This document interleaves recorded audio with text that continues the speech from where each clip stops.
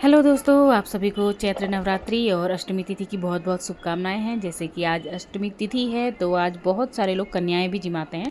अधिकतर लोग जिमाते हैं आज कन्याएं, और कुछ लोग नवमी को भी जिमाते हैं। तो मैं बना रही थी गुड़हल के फूलों की माला।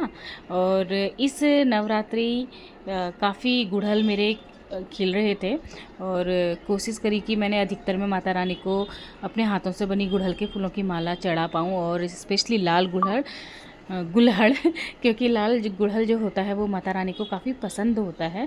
और माता रानी का आशीर्वाद है मुझ पर। ब्लेस्ड हूँ कि टेरेस गार्डन में इन दिनों गुड़हल में बिल्कुल बाहर छाई हुई है, और बहुत सारे गुड़हल खिले हुए हैं।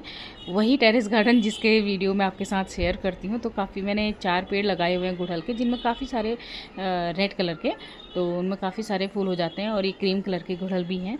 माला में मैंने क्रीम और जो रेड कलर के गुड़हल हैं उनका प्रयोग किया था। साथ में जो गेंदा है येलो और ऑरेंज कलर का, उनको भी बीच बीच में डाला हुआ था, ताकि माला की जो थिकनेस है वो बढ़ जाए और एक माला अच्छा लुक दे। तो टेरेस गार्डन की बदौलत मैं हर नवरात्रि पे माता रानी को अपने हाथों से फूलों की माला अर्पण कर पाती हूँ।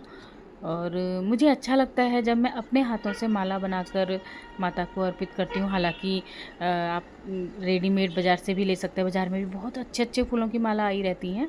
पर जब मैं खुद अपने हाथों से माता के लिए बनाती हूँ तो मन अलग से प्रसन्न सा हुआ रहता है। और व्रत चल रहे होते हैं, और इससे अच्छा कार्य क्या हो सकता है कि मैं माता की सेवा खुद से ही कर पाऊँ। तो मैं अधिकतर बनाती हूँ गुड़हल के फूलों की माला। और इस बार तो कल जैसे सप्तमी थी, तो मैं यहाँ हमारे घर से थोड़ा आगे पर को महाकाली माता का मंदिर है, तो मैं वहाँ पर गई हुई थी। और जो आप मंदिरों में जाते हैं तो वहाँ पर प्राण प्रतिष्ठित जो मूर्तियाँ होती हैं काफ़ी बड़ी होती है, तो उनके लिए उसी हिसाब से थोड़ी बड़ी सी मूर्ति माला बनानी होती है, क्योंकि उनके गले में अर्पित करने के लिए थोड़ा उनको होना चाहिए बड़ा माला को। तो इसीलिए मैंने ये माला काफ़ी बड़ी बनाई थी। और मैं ब्लेस्ड हूँ एक चीज़ के लिए और भी, कि जहाँ जहाँ भी मेरे घर रहे, मेरे घर से नज़दीक ही मुझे हमेशा माता रानी और भोले शंकर का साथ मिला है। मतलब अधिकतर ये होता है कि जहाँ पर भी मैं रही हूँ नज़दीक में ही मंदिर होते हैं, तो एक अलग सी एनर्जी मतलब महसूस होती है ना। आप जब मंदिर के नज़दीक रहते हो तो आप अगर 2 मिनट के लिए भी मंदिर जाओ तो आपको खुद ही पॉजिटिवनेस वहाँ पे फील होती है। और हम तो इतने नज़दीक हैं कि सुबह शाम की आरती की जो घंटियाँ होती हैं वो तक हमको साफ सुनाई देती हैं। तो ये मेरी माला हो गई थी तैयार। और देखिए आप कितनी मैंने काफ़ी बड़ी ही बनाई है। अब इसमें एक ही काम और करना था, एक गुड़हल मैं इसमें लटकन की तरह लगाने की सोच रही थी, जो मैंने लगा ली थी। और इससे माला की जो खूबसूरती है वो और भी ज़्यादा बढ़ गई थी।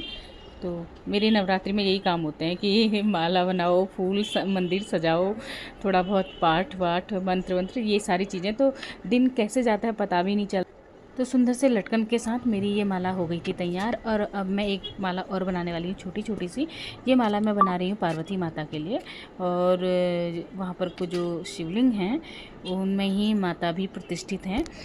जैसे कि आप देखते हैं शिवलिंग के साथ ही नंदी जी होते हैं, गणेश जी होते हैं, कार्तिकेय जी होते हैं, तो माता रानी भी उनके सामने ही होती हैं, उनके साथ होती हैं। तो उनके लिए मैंने 5 गुड़हल के फूलों की माला बनाने की सोची थी, तो जो मैं बना रही थी। और इसके बाद जब ये बन जाएंगी तो फिर मैं और पतिदेव दोनों ही मंदिर जाएंगे, क्योंकि आज सैटरडे है तो पतिदेव की भी छुट्टी थी। तो हम दोनों ने डिसाइड किया था साथ ही मंदिर जाकर आएंगे। और मंदिर जाने के लिए हमने समय थोड़ा देर का चुना था, क्योंकि आज अष्टमी है तो सभी लोग मंदिर में होंगे, सभी को दर्शन करने होते हैं, तो बहुत ज़्यादा भीड़ भी हो जाती है। तो मैंने ये डिसाइड किया था कि घर में अच्छे से पूजा पाठ करने के बाद फिर हम मंदिर चलेंगे। तो माला मेरी दोनों तैयार हो गई थी और मैं बहुत खुश हो गई थी। सीधे मैंने पतिदेव को कहा कि आप मेरी पहले इस बढ़िया से, मैं माला पकड़ती हूँ और आप मेरी फ़ोटो खींच देना। तो मैंने उनसे अपनी फ़ोटो भी खिंचवाई थी। और इसके बाद हम चले गए थे मंदिर। मंदिर जाकर हमने अच्छे से पूजा पाठ आरती वगैरह करी, पंडित जी को माला दी और उन्होंने माता रानी को चढ़ा दी थी, चुनरी भी चढ़ा दी थी। और उसके बाद ना मैंने चुपके से फिर वीडियो भी बनाई बाद में, क्योंकि पूजा करते समय तो ये सब चीज़ें वैसे भी नहीं हो पाती हैं, लेकिन मैंने बाद में वीडियो बनाई थी। और देखिए माता रानी कितनी सुंदर, कितनी प्यारी लग रही हैं। बिल्कुल ही अद्भुत रूप है माता रानी का। और मेरी यही प्रार्थना है कि आप सभी की अच्छी अच्छी मनोकामनाएं जो भी हैं माता रानी पूर्ण करें, और ये नवरात्रियां सभी के लिए शुभ हों।